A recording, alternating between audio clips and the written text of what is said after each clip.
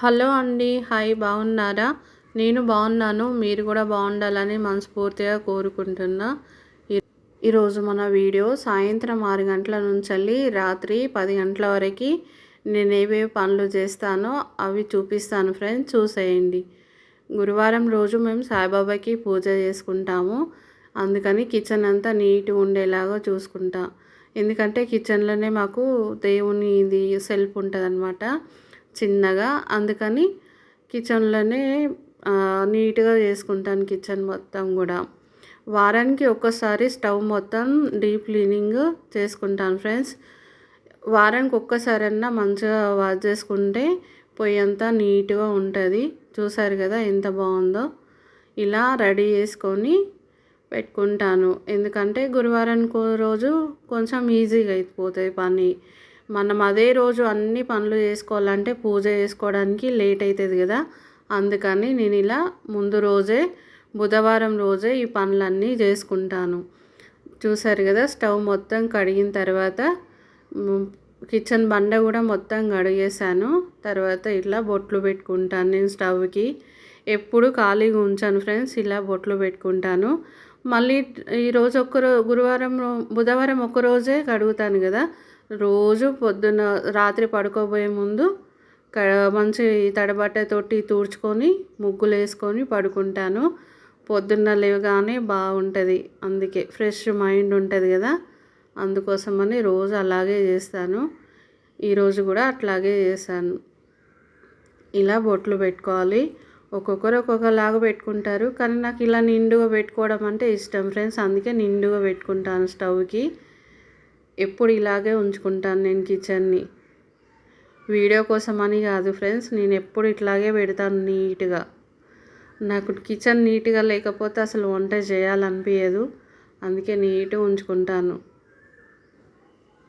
ఇలా బొట్లు పెట్టుకొని స్టవ్ పైన ముగ్గులు కూడా వేసుకుంటాను చాక్ పీస్ తోటి.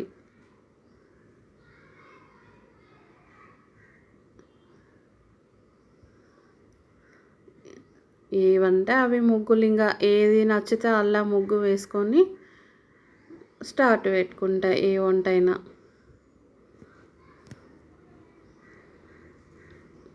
ఇలా చిన్న ముగ్గు వేసుకున్నాను స్టవ్ పైన.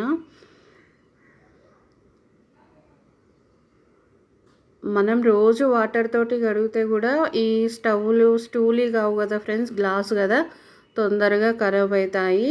అందుకని డైలీ వాటర్ తోటి కడగొద్దు, పచ్చి బట్టతోటే తుడుచుకోవాలి. వారానికి ఒక్కసారి కడుక్కుంటే ఏం పర్వాలేదు ఫ్రెండ్స్, గ్లాస్ కూడా పాడవకుండా ఉంటుంది. ఇలా చేసుకోవాలి స్టవ్ని. ఎందుకంటే వాటర్ పోతే మనకు తొందరగా ఖరాబ్ అయిపోతుంది స్టవ్. అందుకని వారంలో ఒక్కరోజు కడుక్కొని మిగతా రోజులు తుడుచుకుంటే సరిపోతాయి.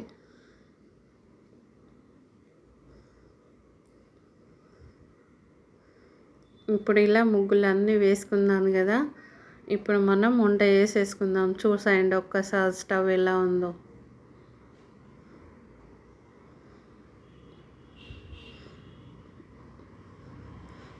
నేను నైట్ చపాతీలు తింటాను, అందుకే చపాతీ పిండి జల్లెడ పెడుతున్నాను. చపాతీలు ఇలా చేసుకొని ఫ్రెండ్స్ ఒకసారి ట్రై చేయండి. మీరు కూడా బాగుంటాయి, మెత్తగా ఉంటాయి. నెక్స్ట్ డే కూడా మెత్తగానే ఉంటాయి, గట్టిగా అవ్వకుండా. కొంచెం సాల్ట్ వేసి కొంచెం ఆయిల్ కూడా వేసుకోవాలి. పిండికి తగ్గట్టు సాల్ట్ వేసాను. ఒక 2 స్పూన్లంతా ఆయిల్ వేసుకొని ఇప్పుడు మిక్స్ చేసుకుందాం. ఫస్ట్ ఈ ఆయిల్ ఉప్పు మొత్తం మంచిగా పిండికి పట్టేలాగా కలుపుకోవాలి. ఇలా కలుపుకోవడం వల్ల చపాతీలు కూడా మంచిగా మెత్తగా వస్తాయి. ఒకసారి ఇలా ట్రై చేయండి. మీకు నచ్చినట్లయితే లైక్ చేయండి, షేర్ చేయండి, సబ్స్క్రైబ్ చేసుకోండి ఫ్రెండ్స్ మన ఛానల్ని. కొంచెం లైకులు చేసి ముందుకు నడిపియండి మన ఛానల్ని. మీరు ఒక లైక్ ఇవ్వడం వల్ల ఇంకొంతమందికి ఈ వీడియో షేర్ అవుతుంది. కొంచెం లైక్ చేయండి. ఇలా మొత్తం మంచిగా కలిపేసుకోవాలి సాల్ట్ ఆయిల్ అంతా. మనం ఇలా ఒక్కసారి చేతితో ఇలా కలిపినప్పుడు పిండి ఇలా ముద్దలాగా రావాలి. అప్పుడు మనకు చపాతీలు మెత్తగా వస్తాయి. చూసారు కదా, నేను ఇట్లా అనగానే ముద్దలాగా వచ్చింది కదా పిండి. ఇప్పుడు అందులో తగినన్ని వాటర్ వేసుకొని కలుపుకుందాం. ఇలా కలిపేసుకోవాలి పిండి మొత్తం. పిండి కూడా మనం పిసికేయొద్దు ఫ్రెండ్స్. మనం 5 ఏళ్ళతోటి ఇలా మంచిగా రబ్ చేసినట్టు అనాలి కాసేపు. అలా అనడం వల్ల చపాతీలు బాగుంటాయి, టేస్ట్ బాగా వస్తుంది. అలా మెత్తగా అంటూ ఉండాలి. ఎక్కువగా మరీ వేసి ప్రెషర్ తోటి పీసుకోవద్దు. పూరి అయినా చపాతీ అయినా ఇలాగే కలుపుకుంటే పూరీలైనా మంచిగా పొంగుతాయి, చపాతీలు కూడా మంచిగా పొంగి మెత్తగా ఉంటాయి. పిండి మొత్తం మంచిగా సాఫ్ట్గా కలిపేసుకున్నాను. చూసారు కదా, మనము ఒక ఏలుతోటి ఇట్లా అంటే మంచిగా మెత్తగా ఉండాలి. ఇది ఒక అర్ధగంట సేపు పక్కన పెట్టుకుందాం. ఆ లోపల కర్రీకి ఏర్పాటు చేసుకుందాం. ఆనియన్స్ తీసుకున్నాను. ఈరోజు ఎర్రపప్పు ఆనియన్ కర్రీ వండుతున్నాను. చపాతీలోకి ఎర్రపప్పు ఆనియన్ బాగుంటుంది, ఆలు వేసుకుంటే కూడా బాగుంటుంది ఇందులో కాంబినేషన్. కానీ నేను ఆలు తినను, అందుకని ఎర్రపప్పు ఉల్లిగడ్డలే వేసుకొని చేసుకుందాం. మనం పప్పు 2 సార్లు మంచిగా కడిగి వాటర్ వేసి కాసేపు నానబెట్టుకోవాలి. మన ఆనియన్ కోసేంత లేపు పప్పు నానిపోతుంది. ఆనియన్లో కొన్ని వాటర్ వేసుకొని కోయడం వల్ల మనకు కళ్ళు మండకుండా ఉంటాయి, ప్లస్ మళ్ళీ ఆనియన్ కడుక్కున్నట్లు కూడా ఉంటుంది. ఒకసారి ట్రై చేయండి. ఎందుకంటే ఆనియన్స్కి వస్తూ ఉంటే వాటర్ వస్తూ ఉంటాయి కదా మన కళ్ళల్లోకి, ఏడిసినట్టుగా ఉంటాయి. ఆనియన్స్ చాలా ఘాటు ఉంటాయి, అందుకని ఒకసారి ఇలా వాటర్లో వేసుకొని అన్నీ పొట్టు తీసుకొని వాటర్లో వేసుకోవాలి. అలా ఒక్కొక్కటి అలా వేసుకున్నప్పుడు కొంతసేపు వాటర్లో ఉంటాయి కాబట్టి మన కళ్ళు మండకుండా ఉంటాయి. నేనైతే అలాగే చేస్తాను ఫ్రెండ్స్, అందుకే మీకు కూడా అట్లాగే చెప్తున్నాను. ఇలా పొట్టు మొత్తం నీట్గా క్లీన్ చేసుకొని సన్నగా కట్ చేసుకుందాం. ఆనియన్ని సన్నగా కట్ చేసుకోవడం వల్ల ఆయిల్లో వేసినప్పుడు తొందరగా ఫ్రై అయిపోతాయి మనకు ఆనియన్. చూసారు కదా, ఇలా సన్నగా కట్ చేసుకున్నాను. ఇప్పుడు మనం స్టవ్ వెలిగించుకుందాం. ఇంకా వీడియో నాది నేనే సెల్ఫ్గా తీసుకుంటున్నాను. ఎలా వచ్చిందో చెప్పండి. కొంచెం అడ్జస్ట్ అవ్వండి ఏదన్నా తప్పులు ఉన్నా కూడా. నేను 2 స్టవ్లు ఒకేసారి ముట్టించుకుంటాను, ఎందుకంటే టైం వేస్ట్ కాకుండా తొందరగా చేసుకోవచ్చు వంట.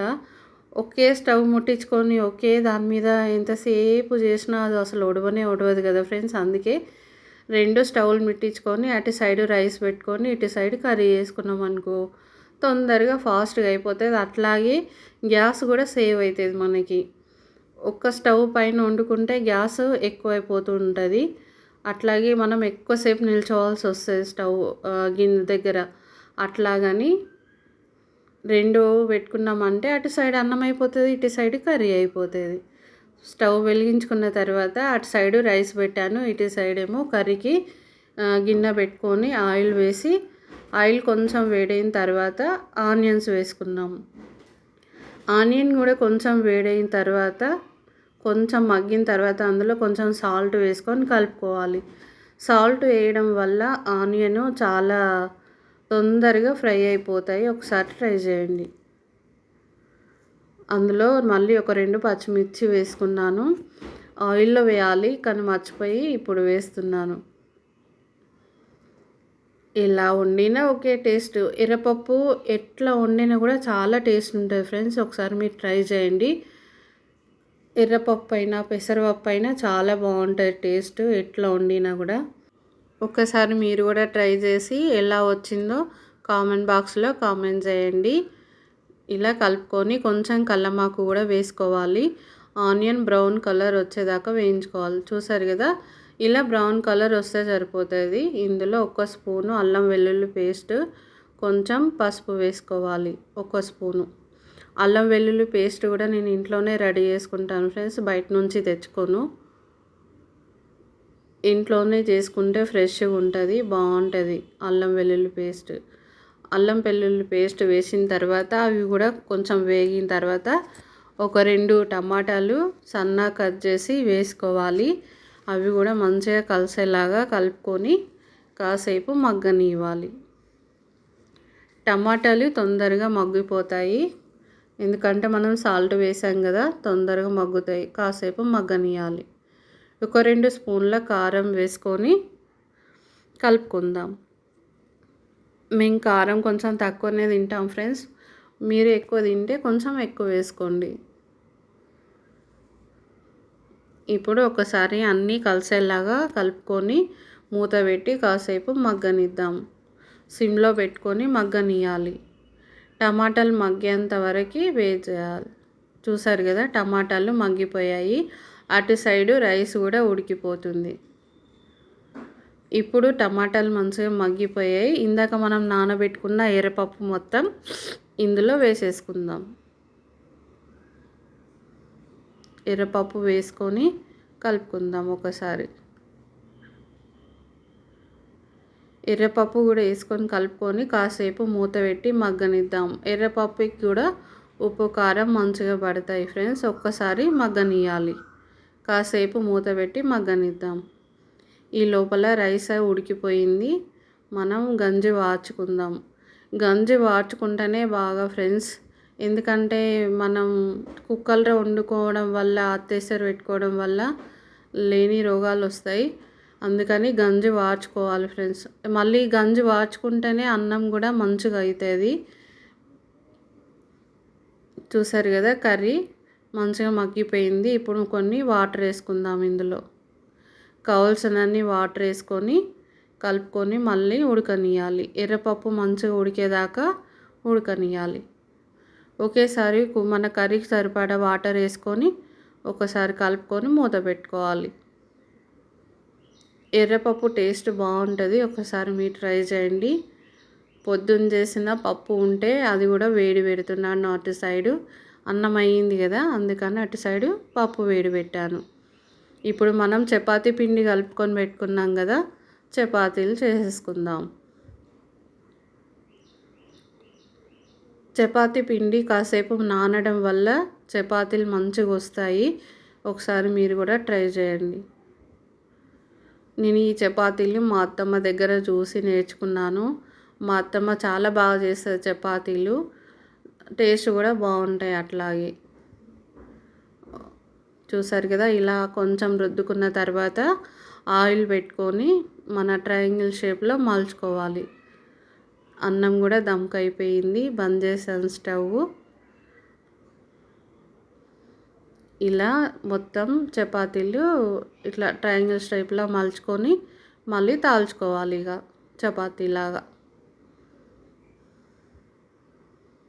పొడిపిండి వేసుకొని మళ్ళీ చపాతీలాగా చేసేసుకుందాం.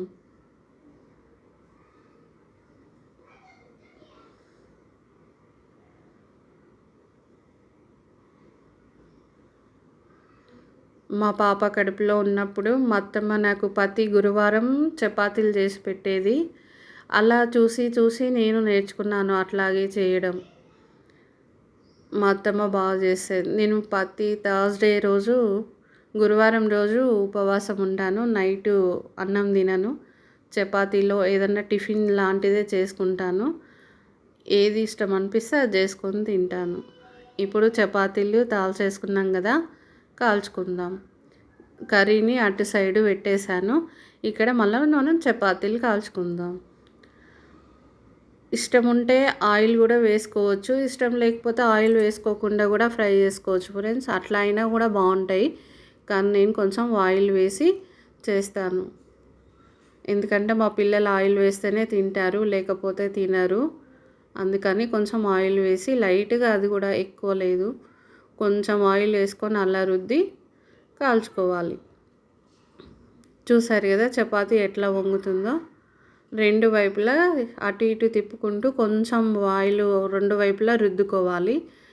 అలా రుద్దుకోవడం వల్ల చపాతీ మెత్తగా ఉంటుంది, టేస్ట్ కూడా బాగుంటుంది.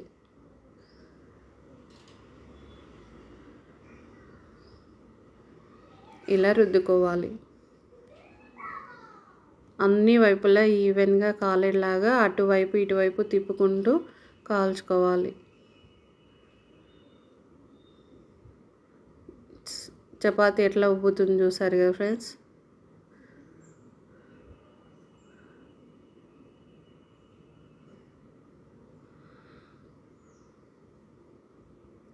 ఇలా కాల్చుకుందాం. అన్ని చపాతీలు చూపించలేదు ఫ్రెండ్స్, మీకు కూడా బోర్ కొడుతుంది కదా అన్నీ చూపిస్తే, అందుకే 2 చపాతీలు చేసి మీకు చూపించాను. తర్వాత మొత్తం చేశాను నేను. ఇలా కాల్చుకొని పక్కన తీసి పెట్టుకుందాం. మన వీడియోలు మీకు నచ్చినట్లయితే కొంచెం సబ్స్క్రైబ్ చేసుకోండి అబ్బా. సబ్స్క్రైబే చేసుకోవట్లేదు. సబ్స్క్రైబ్ చేసుకోండి, లైక్ ఇవ్వండి. ఇంకో చపాతీ కూడా కాల్ చేసుకుందాం. ఇలా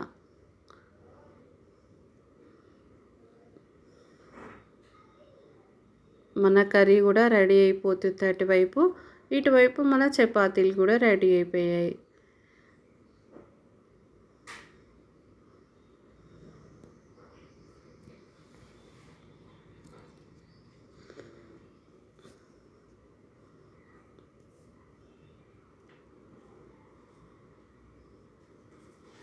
చపాతీలు ఇలా చేసుకొని మంచిగా కాల్చుకోవాలి. హాట్ బాక్స్లో వేసుకోకపోయినా కూడా మెత్తగా ఉంటాయి ఫ్రెండ్స్. ఒకసారి ట్రై చేయండి. చూసారు కదా కర్రీ కూడా అయిపోయింది, చపాతీలు రైట్ అయిపోయినాయి. మా డిన్నర్ టైం ఇది. చపాతీలు చాలా మెత్తగా ఉంటాయి, టేస్ట్ కూడా బాగుంటుంది. ఒకసారి మీరు కూడా ట్రై చేసి ఎలా వచ్చిందో కామెంట్ చేయండి. తినడం అయిపోయింది, ఇప్పుడు తోమడం. ఇంకా మన ఆడవాళ్ళకి ఇదే రొటీన్ కదా ఫ్రెండ్స్, తినాలి మళ్ళీ గిన్నెలన్నీ తోమాలి. ఇప్పుడు నైట్ తిన్న తర్వాత గిన్నెలన్నీ కూడా తోమేసి పడుకుంటాను ఫ్రెండ్స్. నేను నీట్గా చేసుకొని మళ్ళీ స్టవ్ అంతా కూడా మళ్ళీ నీట్గా తుడుచుకొని పడుకుంటాను. ఎందుకంటే మళ్ళీ పొద్దున్నే మా వారు డ్యూటీకి వెళ్తారు. ఆయనకి లంచ్ కట్టాలి, లంచ్ కట్టడం, పొద్దున టిఫిన్ చేయడం ఉంటాయి. అందుకే ఇవన్నీ ఇప్పుడు చేసి పెట్టుకున్నాను అనుకో, పొద్దున తొందరగా అన్ని పనులు చేసుకోవచ్చు. లేదంటే పొద్దున్నే చేయాలంటే మళ్ళీ గిన్నెలు తోమడమే గంటలు అవుతాయి. గంటలకు మనం గిన్నెలదే అవుతుంటాయి మనకి. అందుకే నైటే గిన్నెలు తోముకున్నామంటే, నైట్ తోముకోవడం వల్ల కూడా మనకి బొద్దింకలు రాకుండా ఉంటాయి ఫ్రెండ్స్. కిచెన్లో నైట్ గిన్నెలన్నీ ఇట్లాగా పెట్టి పడుకున్నామంటే బొద్దింకలు అన్నీ కూడా తిరుగుతూ ఉంటాయి. జిల్ల పురుగులు అంటారు కదా, అవి నైట్ ఇలా గిన్నెడం పెట్టడం వల్లనే జిల్ల పురుగులు ఎక్కువ అవుతుంటాయి ఇంట్లో. అందుకని గిన్నెలు నైట్ టైం ఎప్పటి తోమేసుకొని పడుకుంటే జిల్ల పురుగులు కూడా ఎక్కువ రాకుండా ఉంటాయి.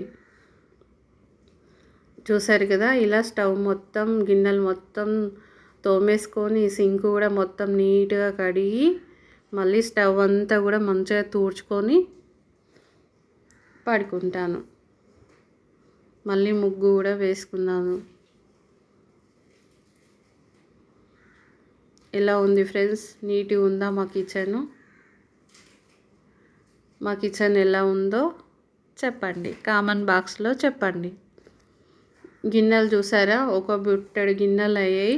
ఏ వంట చేసినా మనకు గిన్నెలు మట్టుకు మస్తు వస్తాయి కదా. మరొక వీడియోతో మళ్ళీ కలుసుకుందాం.